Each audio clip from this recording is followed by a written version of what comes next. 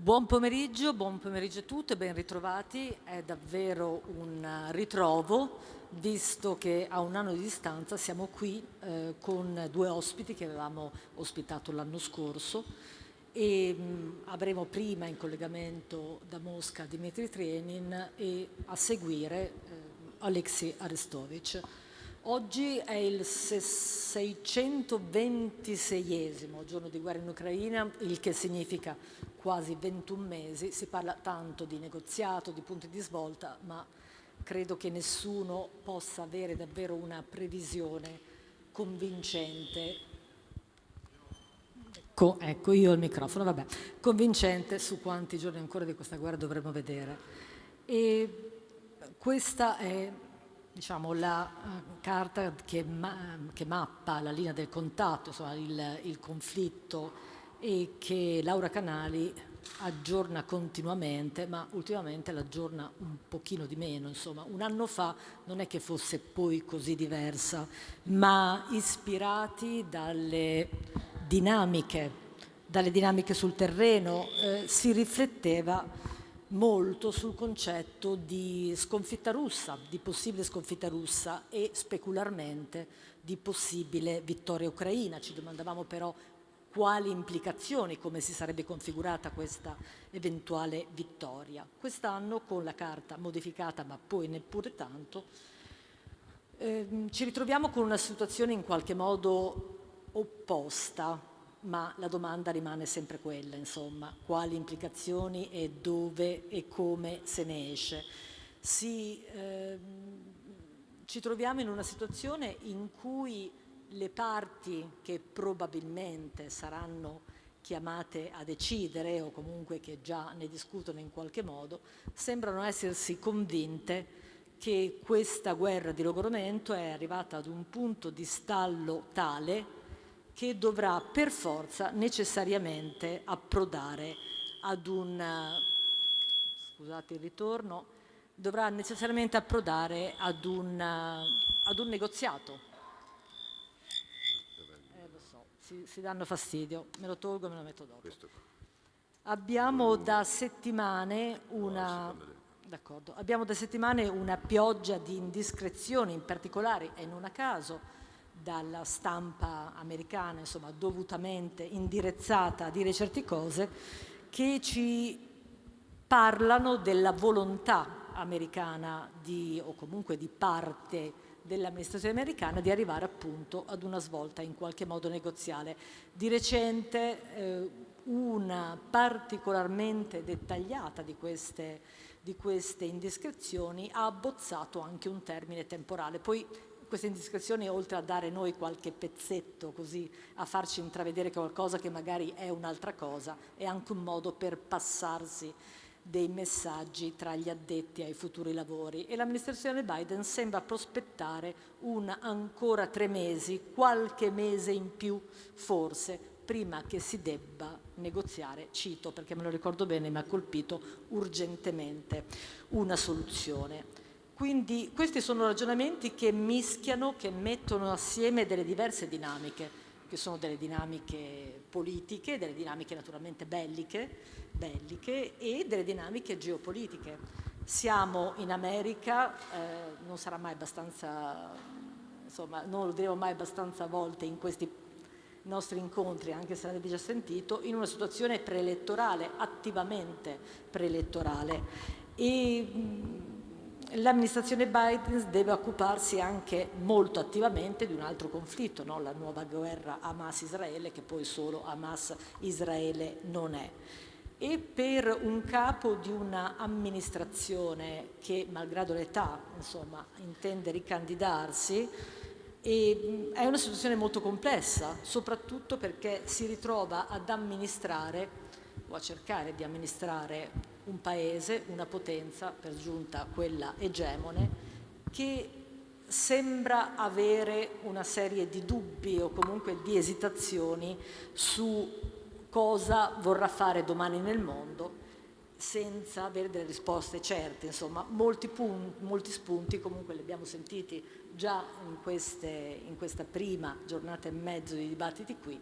Molti spunti ci dicono che saranno portati, già lo stanno facendo, a guardare molto più all'Indo-Pacifico piuttosto che l'Europa. E quindi qui arriviamo alla grande questione su cui non mi soffermerò perché ne hanno parlato tanti e in modo anche migliore di quanto possa fare io. Questo è il contesto della Guerra Grande, che è il copyright di Lucio Caracciolo, che ha abbattuto, a me piace moltissimo anche il titolo di Papa Francesco, La guerra mondiale a pezzi, ma la verità è che in fondo è solo apparentemente spezzettata. E c'è questa zona di conflittualità che andrà probabilmente purtroppo aggiornata ulteriormente, che collega delle zone in una fascia sempre più turbolenta, dove l'Ucraina in qualche modo è stata il punto iniziale o piuttosto il reagente principale di questa crescente conflittualità che ha assunto dimensioni quasi globali, tanto che sotto di noi abbiamo adesso il Medio Oriente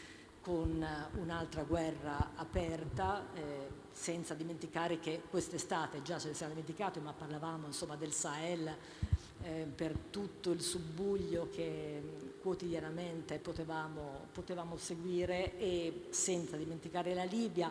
Il Caucaso è reduce da una brevissima, quella sì, brevissima guerra, e fino insomma all'Indo-Pacifico alla fine, che è sempre meno pacifico.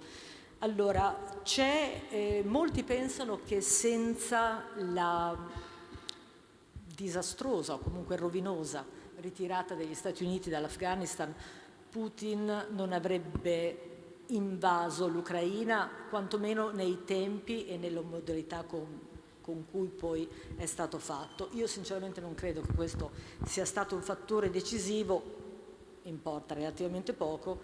Quello che credo è che questa guerra, che in fondo è partita, oggi possiamo questo dirlo e lo chiederemo, ne parleremo con i nostri ospiti, da un errore strategico, quantomeno da una sottovalutazione strategica di notevoli dimensioni da parte russa, sta tracciando una nuova traiettoria strategica per la Russia, sta deragliando le traiettorie altrettanto importanti e quindi rilievo strategico occidentale. Certamente in Europa ne sappiamo qualcosa degli effetti. Quindi come ne usciamo da questo contatto? E qui ci tocca torniamo, sarò breve, in Ucraina oggi. In Ucraina oggi, di questa situazione cosa sappiamo? Io penso in realtà sempre troppo poco per fare delle analisi che possiamo considerare valide di qui a 2, 3, 4, figuriamoci 6 mesi.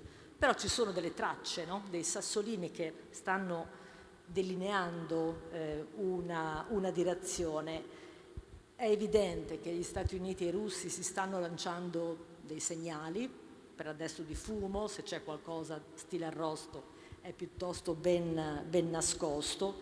L'Ucraina si sente più sola e ha ragione, ha tanti motivi per sentirsi tale. Insomma, c'è un altro di questi recenti reportage del Time, forse voi l'avrete letto, comunque ci racconta in modo esemplare e anche insomma molto non sorprendente, ma ti colpisce, un presidente Zelensky deluso, arrabbiato, ma che per altrettanto comprensibili, non dico validi, ma comprensibili motivi non vuole sentire parlare di una frenata, di rivedere insomma l'obiettivo di quella vittoria che sembrava vicina un anno fa. Allora ci sono tanti motivi per questa solitudine, qui dovrei tornare alla carta di prima, insomma ve lo evito, ma questi motivi poi richiamano il conflitto più grande. L'Ucraina mostra dei segnali di instabilità interna che non stupiscono anche questi, ma che vediamo magari di farci spiegare meglio. La Russia, di cui è stato annunciato tante volte il tracollo militare all'interno del fronte interno, sociale, tiene, ma anche lì non è che poi sotto la superficie le cose siano totalmente lisce, delle increspature ci sono. li si possono intravedere, chiederemo a Dimitri Trenin di magari farcele vedere meglio.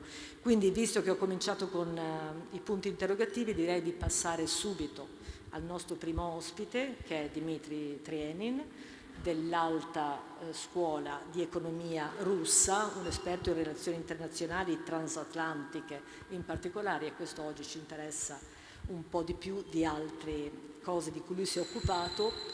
Trenin è stato per 20 anni il direttore del Carnegie Center a Mosca, il che voleva dire regista del possibile dialogo, di un possibile e necessario confronto tra la Russia, gli Stati Uniti, l'Occidente, insomma per estensione, poi la guerra. Quindi le sue posizioni prese dopo la guerra hanno fatto discutere, ma lo chiediamo direttamente a lui. Dimitri Vitace, okay, if you can, the question is, the United States seems to be convinced that it's time to get to a negotiation and to the end of this conflict. Does Russia or the Kremlin think in the same way? Does not think the way that the White House thinks. That's absolutely so. The United States is clearly disappointed with the failure of the Ukrainian counteroffensive, which was to have defeated the Russian forces and pushed Russia toward signing a peace deal that would be in the West's favor. Now, this did not work out the way that people expected in Washington. You talk about a stalemate right now. When you look at the map, there is a lot that speaks for a stalemate. But if you look at the wider dynamic of the conflict, because maps do not tell the whole story, they're very useful, but not they are not exclusively explanatory with regard to the situation. What's happening behind the front lines is a very different dynamic in Ukraine and in Russia. I will not talk about Ukraine, but I will talk about Russia. Russia has multiplied its defense production. Russia has been able to recruit over 400,000 contract soldiers. Russia is politically and socially very much united. Russia's economic growth this year is likely to touch 3%, despite all the sanctions in the world. And Russia's relations with a lot of non-Western countries have dramatically improved and strengthened since the beginning of the operation in Ukraine.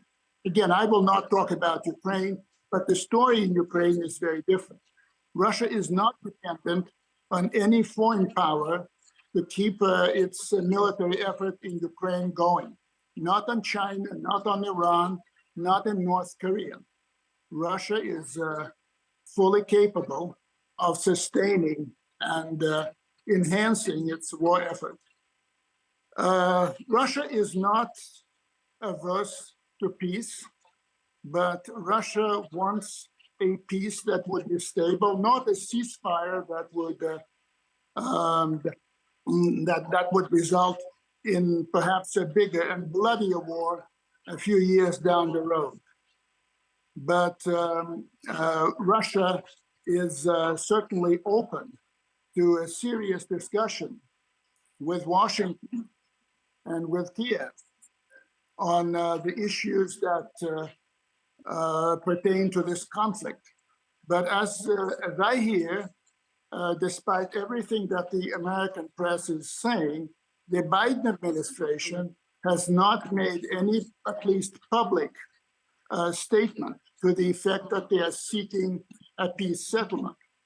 Now, President Putin recently challenged President Biden to advise his client in Kiev to lift the self-imposed ban on negotiating with Russia.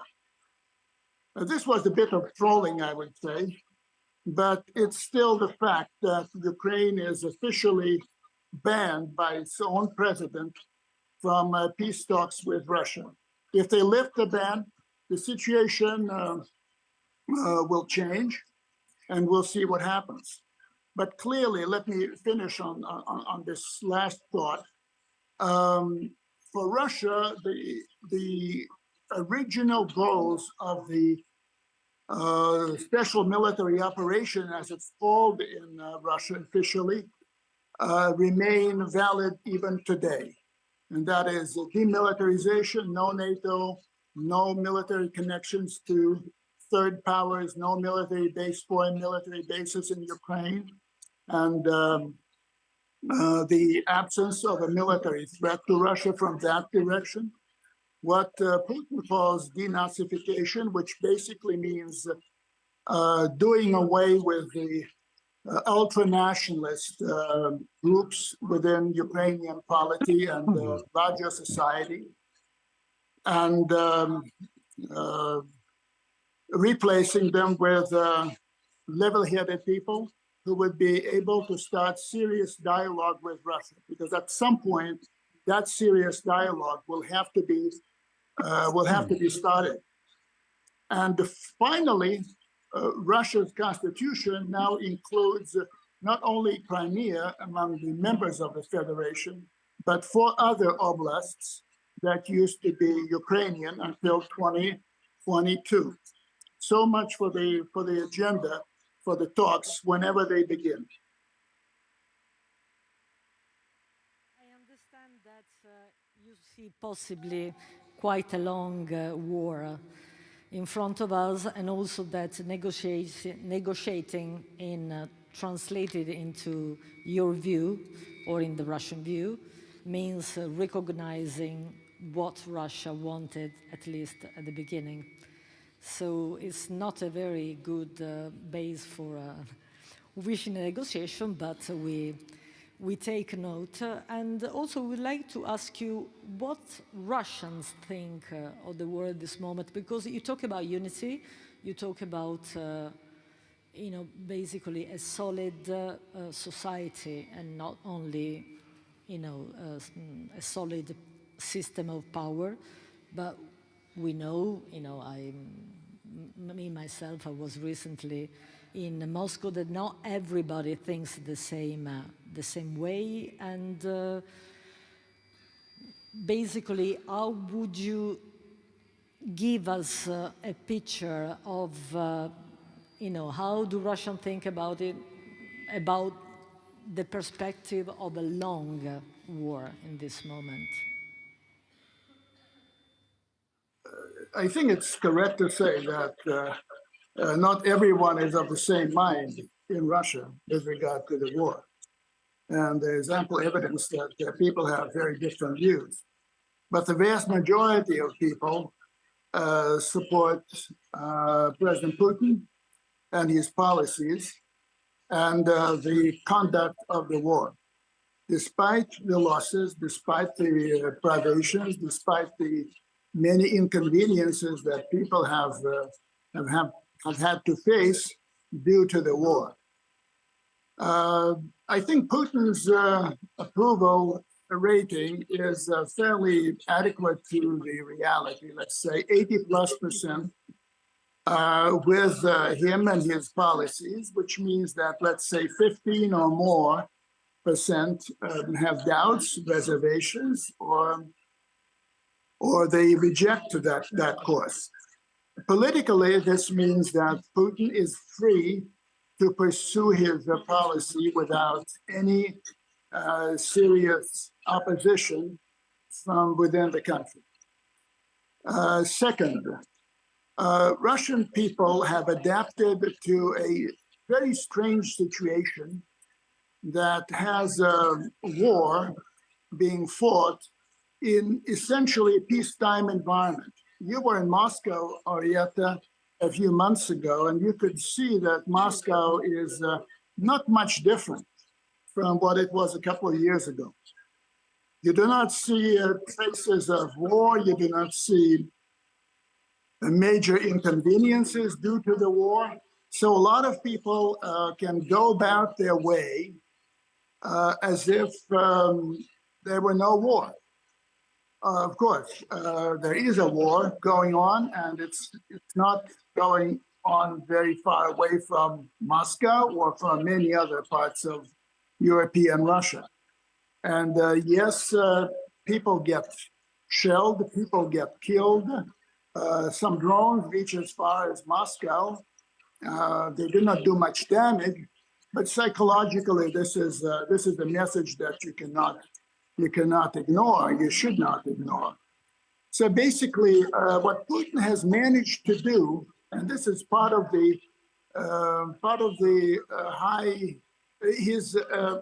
let's say, this is part of his success in getting the Russian people aboard with this war, is that he has essentially allowed the vast majority of Russian people to live a normal life.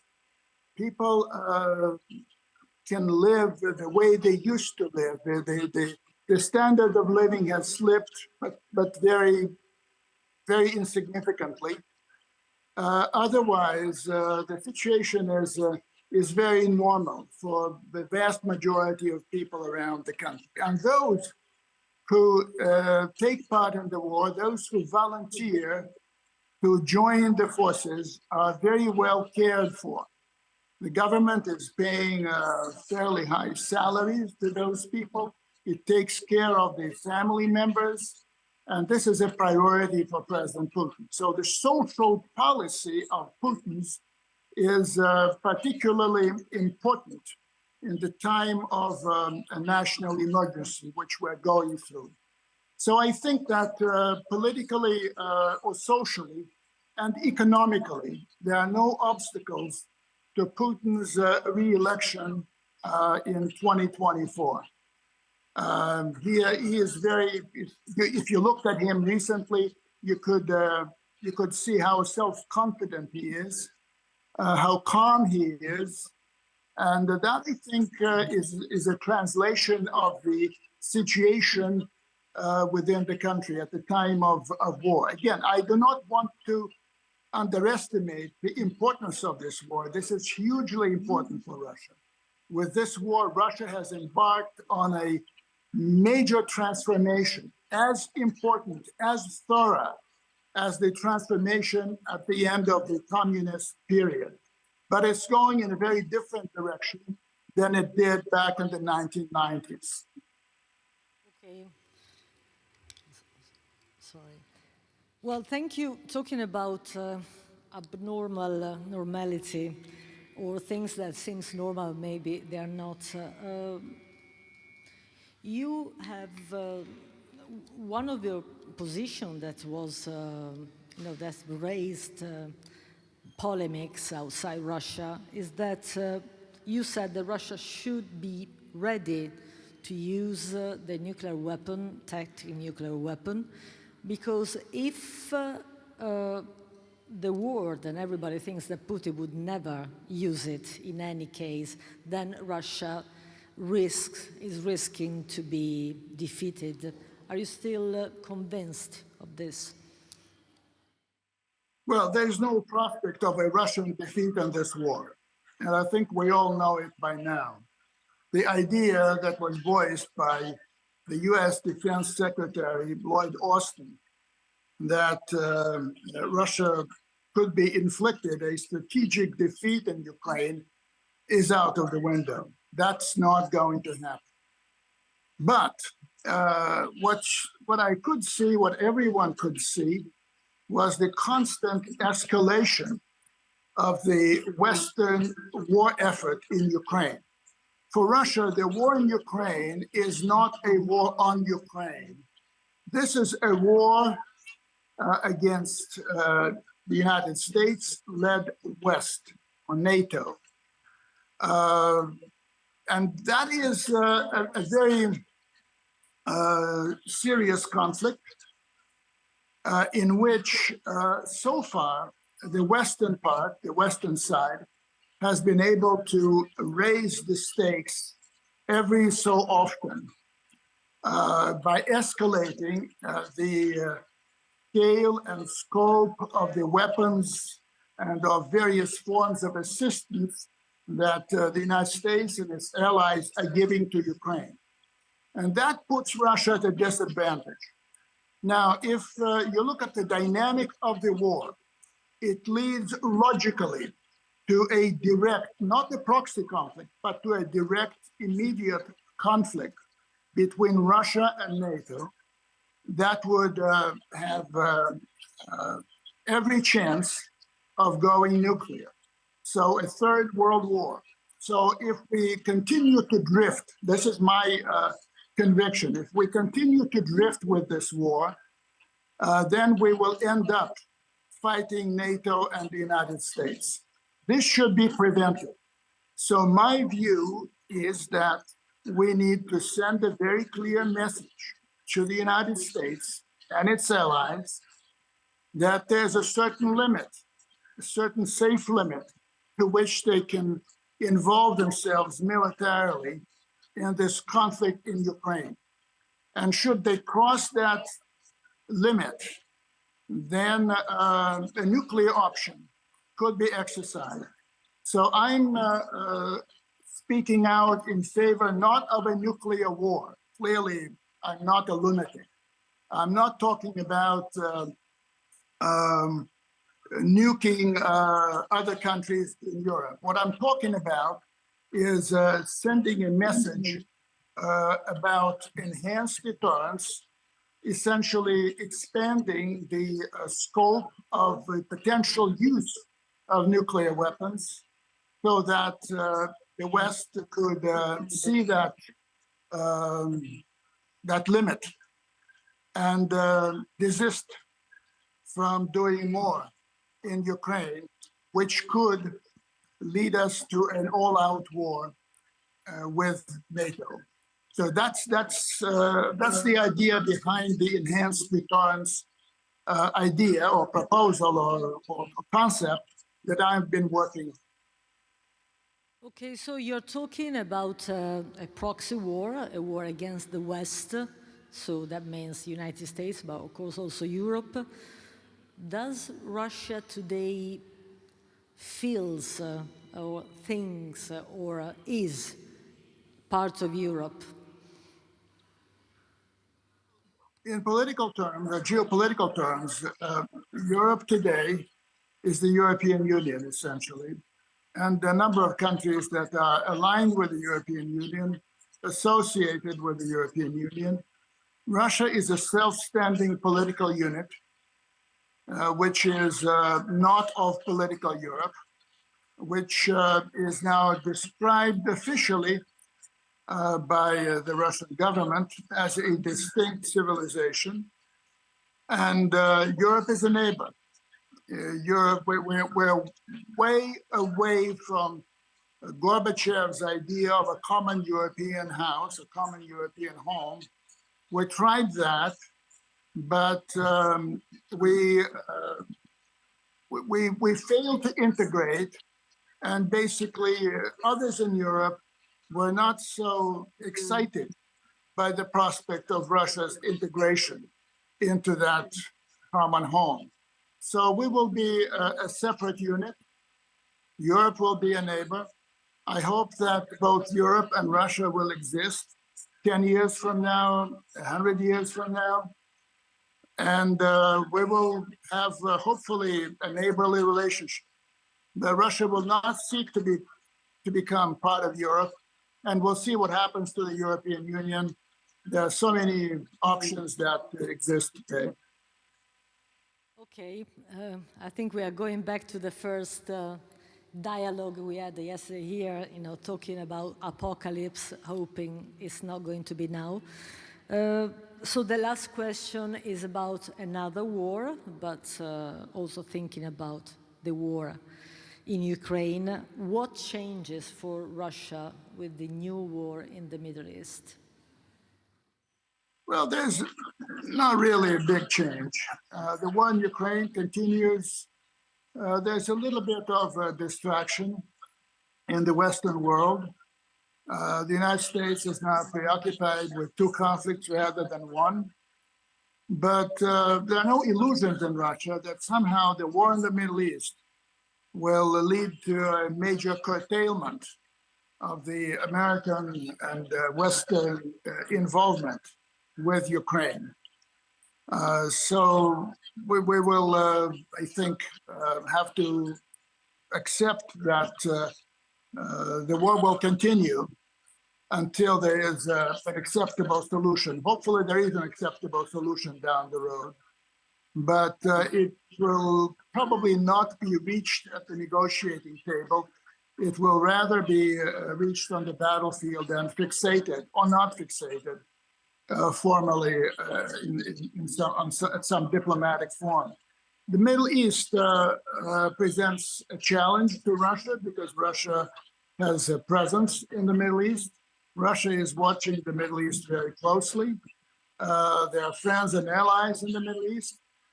So there are certainly things for Russia to do in the Middle East.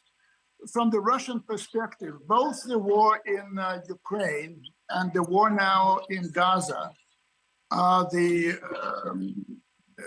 results of the failure of the United States after the end of the Cold War to organize a world order that would be sustainable and based on some equilibrium.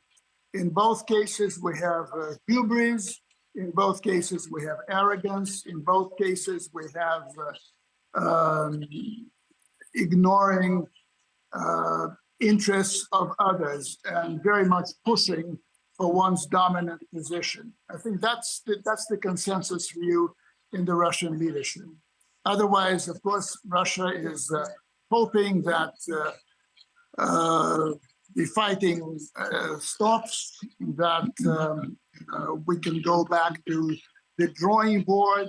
And the official position, of course, as you know, is that having established one state in the former British Palestine, we now need to establish a second state, the Arab state in the Middle East. It's a very distant prospect, I understand, but without it, no amount of European economic assistance to Palestinian Arabs, no amount of kowtowing to Israel from the West Bank will actually solve the issue, either for Israel or for the Palestinian Arabs. Okay, thank you, Dmitry Vitalijevich, for sharing your views with us. Not exactly a tranquilizer, I would say, but now we will listen also from the other side of the barricade. In any case, we hope that we reach the end of the conflict in Ukraine before we have a Palestinian state, which seems to be actually a bit distant. And so now we switch to the Ukrainian side. If you want to follow, we will be happy of that. And meanwhile, thank you. So if we can, se possiamo connettere l'ospite, il secondo ospite ucraino che è Oleksiy Mikhailovich Arestovich.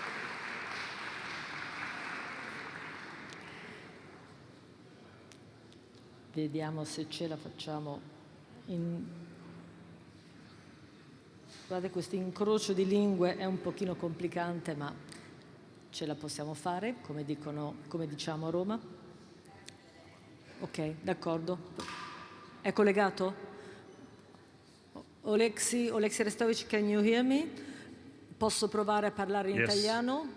Mi sente così in inglese? Sente la traduzione?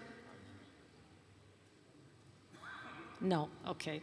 So I will go on in English. Okay, so hello. Mi capisce se parlo in italiano? Mi sente in inglese?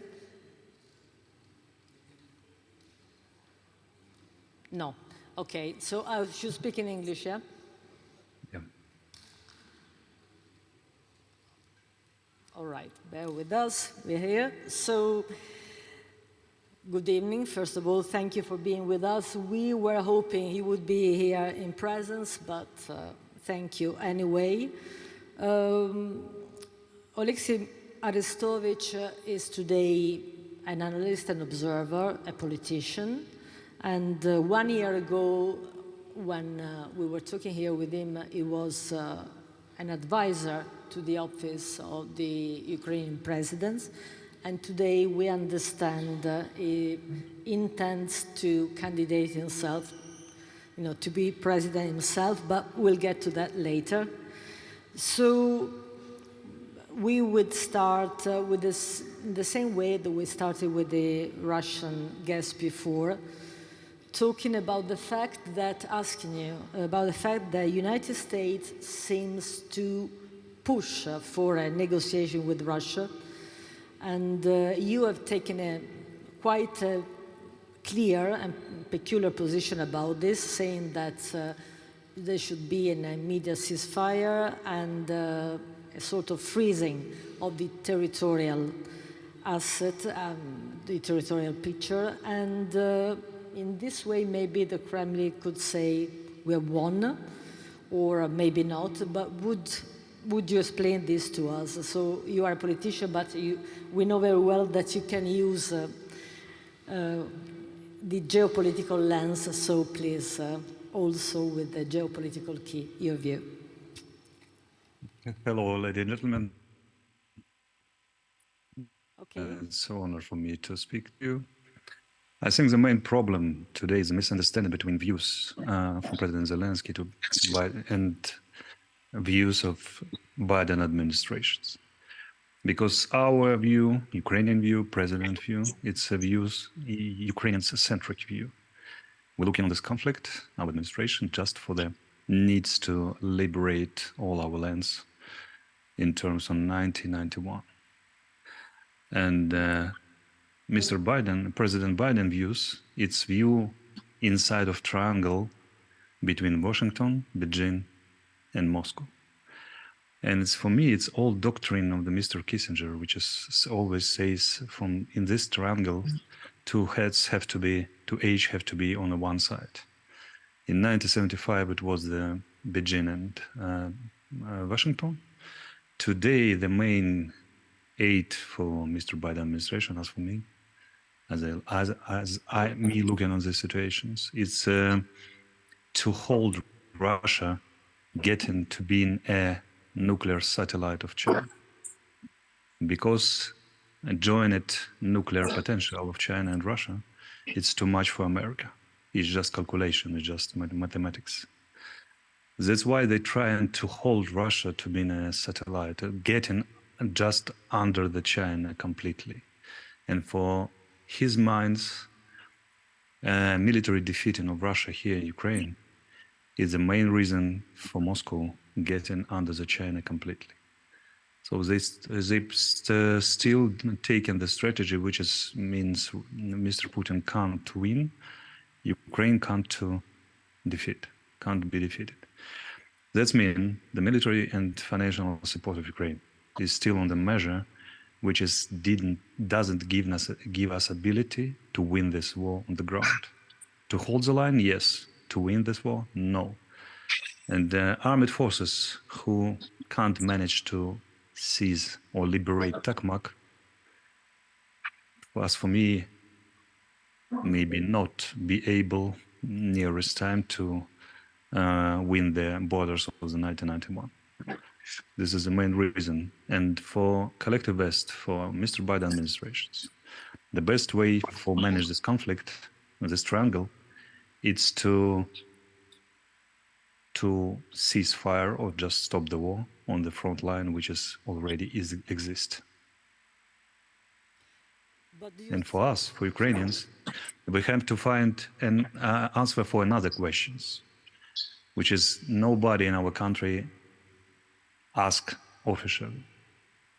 For me, this question sounds like this: where is the place of Ukraine after the 5 and 10 years after this moment, after this day? Or widely, what is the security system and geopolitical system will be achieved us in terms of 5 and 10 years forward? And this is the main reason. Any discussion about to conduct the war, still to stop the war, have no any sense without answering the main questions. What kind of security architecture and what kind of, I don't know, geopolitical system we will have in Europe and mostly in the world in 2035. Without asking of these questions, any discussion about stop the war, cease the war, conduct the war, win the Russia, I don't know, don't win the Russia, enter Ukraine, UE in or NATO, have no whole senses of speaking, just partial senses. And for me, and asking it every day, every time, every interview, we Ukrainians and collectivists both have to put the questions like this: what kind of world we want to see after 10 years after this day when we discuss. But we just heard from a Russian observer, and he's not the only one, saying that Russia might not particularly be interested now in negotiating. Why should they, once they seem to be advancing on the field? And also that neutrality, that is, Ukraine outside NATO, should be a condition. And this is something that everybody tells you in Moscow. And so how do you put your reasoning into this, in front of these two obstacles? This is a problem, because today is year anniversary when we liberated Kherson. This time it was more ability to gain Ukraine in NATO, even from Mr. Putin views, Russia views. Today's this problem is this question is problematized, and I think I wonder what would be after a year after this day, in the 11th of 2024 or 2024. Nobody can say it, because to win this war, the collectivists and we both have to multiply military productions a dozen times, I don't know, 10 times, 5 times, which is completely today seems like impossible. And Russians, the Kremlin, more than a year ago, they taken a lot of strategical decisions to avoid sanctions, to increase the military industries, and to mobilize a lot of people and change the military policy. Today, we know the Russians planned budget on the next year. It's third of part of Russian budget. It's will spend for the defense, so-called defense. We understand it's offensive needs, and it's mean the war getting more difficult and complicated for us. Russia both, but for us too. And now, if our counteroffensive will be successful, and now our troops staying on the border of the Crimea, it was a completely another geopolitical situations, and we could go into the negotiations on the strong positions. Now it's not. Now the question, even for some international security guarantees for Ukraine, if this ceasefire peace agreement starts, it's under the question as for me. And this is the main problem in that moment, moment right now. And I think only the decision and our insistence to make collective Western understanding what it's mean Ukrainian neutrality in the future, what dangerous it's holding inside, could be one reason to make the collective West understand the Ukrainians have not to be neutralized or taken a neutral status, because I think the second attempt of Mr. Putin to hold Ukraine, it's non-available. They use, without multiplied of our I don't know, for military assistance and financial assistance, different kind of assistance, without increasing by Ukraine itself the military industries to reform their army, to provide a free economy, and to increase our abilities, and I don't know, 5 times. It's no way to avoid next stage of Russian military aggressions for 2 years, for 3 years, for 5 years, but it's not. And my question is, do we and do the collective West, both with us, ready for this second wave of invasion after 2 or 3 or 5 years? Or do we completely understand the consequences which came from our neutralized status? Any neutralized status for us, for me, is just illusion now. And neutralized status today means the gray zone. And Mr. Putin, using the hybrid methods, will already start to preparing for next stage of aggression. They already do this when he is recruiting our citizens from the sized Zaporizhsky and Kherson region, Donetsky, Crimea, and Lugansk region, just in the lines of Russian army, to send in Ukrainians against Ukrainians. And they now hold our military industry, which is a lot of on this occupied territories. He using the military industry in there. And this means the Russia take 20% of our territory and using this 20% of the 100% to preparing next stage of the war, to conduct this stage of the war and preparing next stage of the war. So for me, neutral status of Ukraine is illusion. Only way to not give ability to Mr. Putin taking Ukraine more and more, retaking, and after that after that the NATO, the European Union will face the biggest dangers from Russia than now.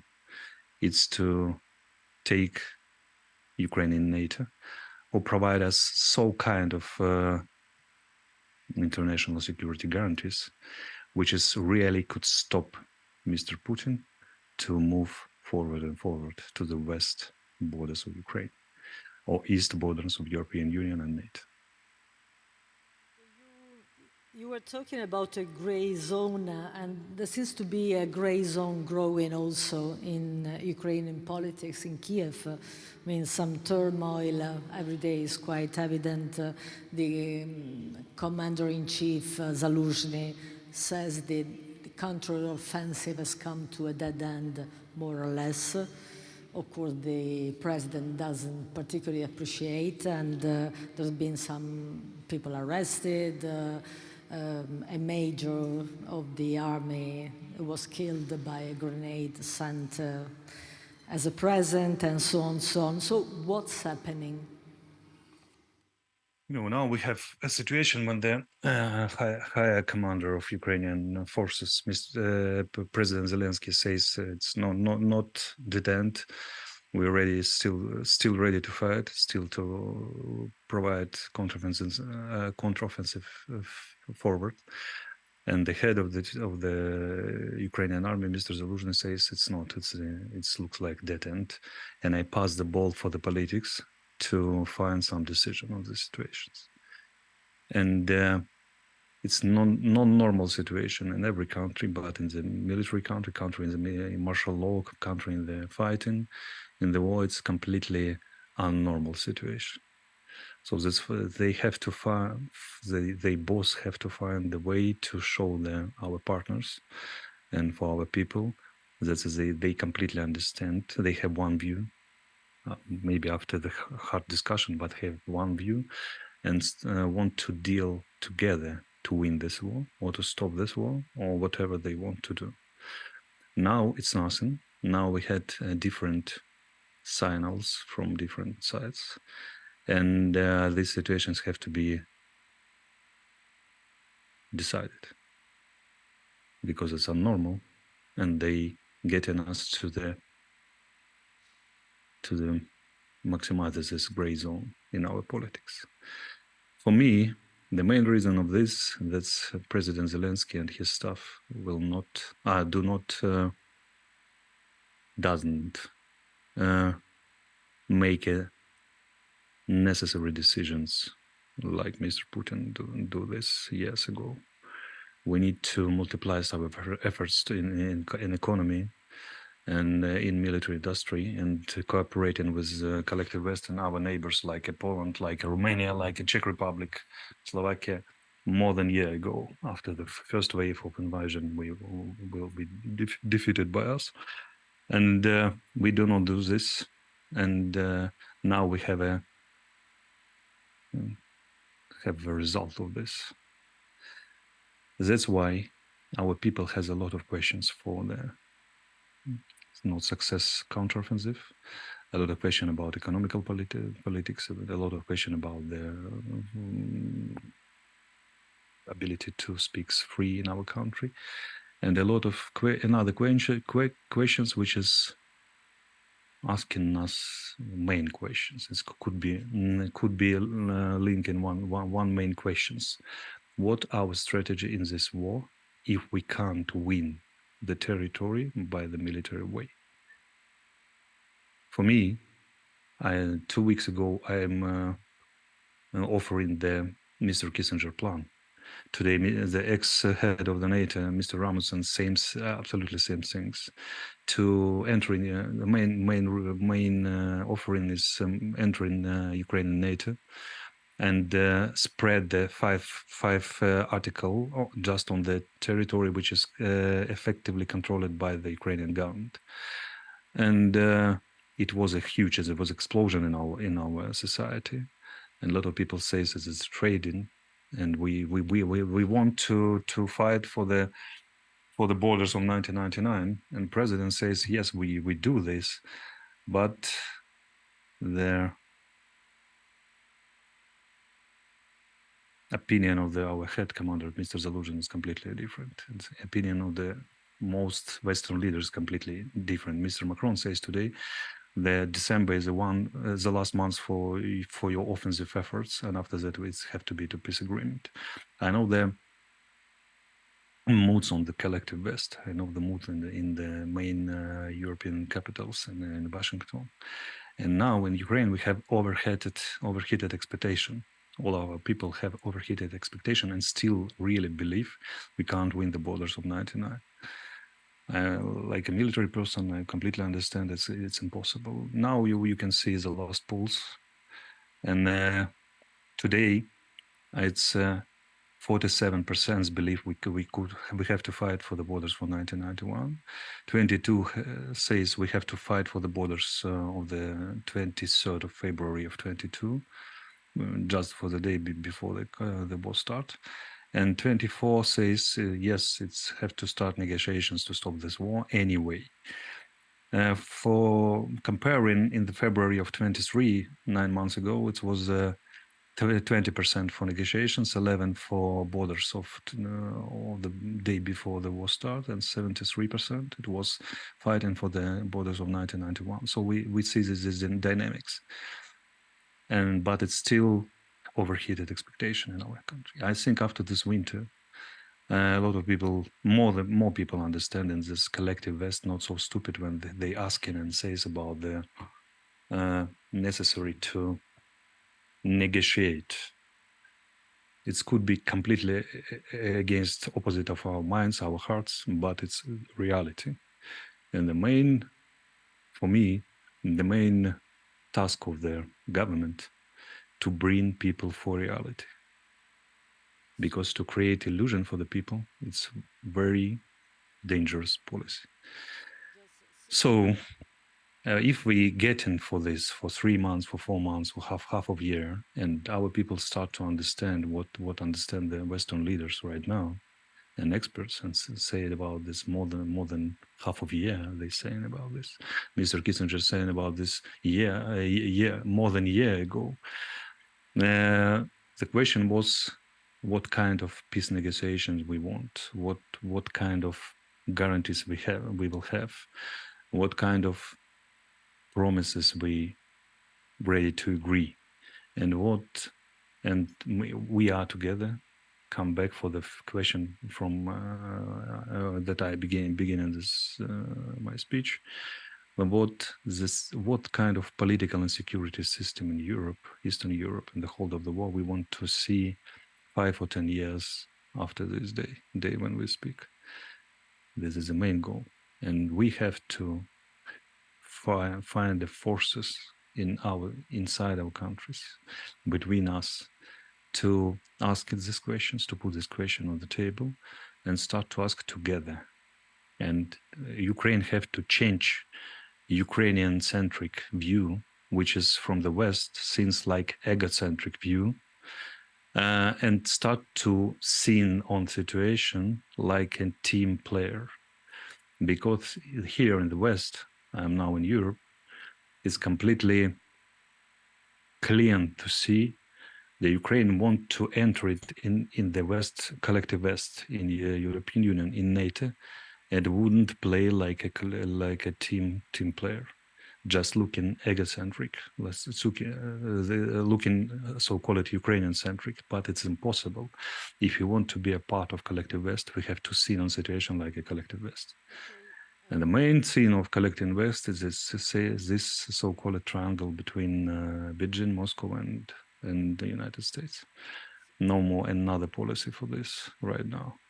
So for interests of collective West, we could have ability to find ourselves to be able to take this team view and provide the collective policy in this triangle.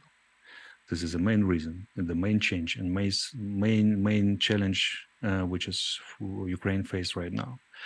But to hold these overheated expectations, it will take, I think, 3, 4, 6 months, maybe more. Okay, so Alexei Arestovich, we understand, so we need a confirmation, but it's quite clear that you wouldn't be against being the one to discuss this new security system from the Ukrainian side. To put it simply, you confirm you want to candidate for the presidency whenever you have new election. Do you think there will be an action soon? Very short, because our time is finished, and I want to ask you one more thing. Soon, because president says no elections, but I think his real rating forced him to re-elect, to put re-election circle, I think, in the next year, whatever it will be, in the spring and the summer or the autumn, but it will be, I think so. Because it's getting down and down, and one day he understands he needs to be re-elected. If he want to be re-elected, he have to conduct the presidential elections.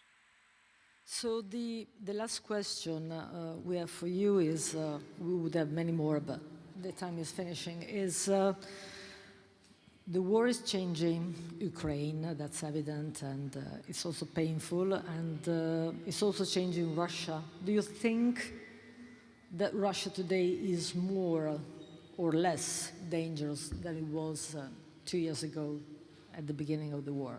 I think they're more dangerous because they get an experience. They spent a lot of lives, techniques, and something like this, but they managed to recreate the ability to provide the long war. All Russian history taught them one thing: the long will is walk. The long will is really walk. Just Genghis Khan, but Batu Khan learned it there from the 17th century. The long will is walk. So Putin transformed Russia for the long war right now, and it will be great efforts to stop him. More efforts than we and collective West doing together for this day. It have to be multiplied 5 or 10 times, or it will be worse. Even in tankers and oil tankers, the Grey Fleet now swimming on the oceans. Its amount is from 300 to 400.5. This is not seems like sanctions, like effectively sanctions. Russians getting a lot of money, and they spend this money to the war to transform Russian army, Russian society, Russian industry for the long war. It's mean long dangerous in the future, and we have to multiply our efforts together to stop it. Okay, thank you, Oleg Arestovich, for sharing your views with us. Last year, I told you and Mr. Trenin, we were wishing we would have you the next year with us physically. That was, of course, wishing at the end of the war. It didn't work, so I won't say we want to have you here next year, but certainly we are thanking you for sharing your view with us, and bye-bye. Abbiamo ascoltato due voci, due analisi, certamente molto diverse. Credo che questo sia importante, averlo registrato, insomma, molto anche opposte nei loro punti di vista. Così non poteva essere, è una guerra e sta continuando, e in questo contesto la riflessione che ci riproponiamo sempre di fare all'Imes è: l'Italia dove sta o dove potrebbe stare. La faccio breve anche perché, insomma, non siamo ancora, pare da quello che abbiamo ascoltato, al momento in cui bisognerà prendere una posizione concreta su una fase negoziale attiva. L'Italia dall'inizio del conflitto è nella posizione in cui deve e può, l'unica in cui può essere, cioè quella di fedele alleato atlantico, anzi di iperalleato, se vogliamo. L'iper è un bonus aggiunto da parte nostra a sostegno dell'Ucraina, non dico senza se, senza ma, non perché è una fase fatta, ma perché i ma, se ci sono, non vengono certamente resi noti. L'Italia è stata tuttavia un vero interlocutore in qualche modo speciale dalla Russia per anni, prima della guerra, per decenni no, ma insomma abbiamo parlato dell'Italia come ponte, no, tra Europa, tra Occidente e Russia. È certamente il nostro un paese con una tradizione storica, politica, diplomatica, sottolineo diplomatica, di dialogo con Mosca, e decenni di diplomazia, che vuol dire lavoro serio, no? Lavoro serio che magari non vedi in prima neppure in ultima pagina di un giornale, ma si fa, non scompare in un giorno. Quindi da questi ruoli che sono apparentemente inconciliabili, no? Alleati a sostegno dell'Ucraina senza ma, e dialoganti con la Russia, sono ruoli apparentemente, sottolineo apparentemente, inconciliabili. Anzi, al contrario, può sembrare un dettaglio, ma proprio da questo potrebbe, io spero, che emerga una posizione italiana a un certo punto che possa darci quell'idea che non abbiamo mai, cioè quella che possiamo contare in un quadro apparentemente molto più grande di noi. Lo diciamo sempre e bisogna dirlo sempre. A noi piace molto pensare che non contiamo niente, però questa guerra lontana, no? In fondo lontana, adesso è scomparsa anche dai giornali, ma insomma ci sono quasi 2000 chilometri comunque. In realtà non è per niente lontana in termini di interessi anche strategici, insomma, dell'Italia, anzi è molto vicina in termini di interessi economici. Le conseguenze sono evidenti: l'approvvigionamento energetico, insomma le difficoltà economiche, e di interessi strategici. Noi abbiamo i russi dall'altra parte del canale di Sicilia in questo momento, ma forse staranno facendosi un aperitivo il sabato sera, ma in questi giorni, settimane e mesi stanno negoziando la possibilità di avere in Libia, probabilmente a Tobruk, una base, un avamposto navale di qualche tipo. Insomma, questo ci dovrebbe quantomeno interessare molto. Poi abbiamo visto in questi quasi 2 anni di guerra il baricentro della NATO che si è spostato molto verso est, verso nord-est, e questo non è un bene per l'Italia, o comunque è una cosa che l'Italia deve prendere attivamente in considerazione. Insomma, la Premier Giorgia Meloni, riguardo la situazione in Ucraina, ha detto di recente che 1 o 2 idee ce le ha su cosa bisognerebbe fare. L'ha detto durante uno scherzo, o un presunto scherzo, con 2 comici o presunti comici russi, però contiamo che magari dicendo questo facesse sul serio, insomma, che non scherzasse affatto. E quindi forse quelle idee adesso è ora di tirarle fuori. Qui chiudo veramente, ringrazio tutti che avete seguito qui dal Palazzo Ducale al Festival di Lima, chi ha seguito online, a tutti un buon fine settimana, che sembra un augurio quasi irriverente di questi tempi, ma io penso che sia anche un augurio necessario. Buona serata.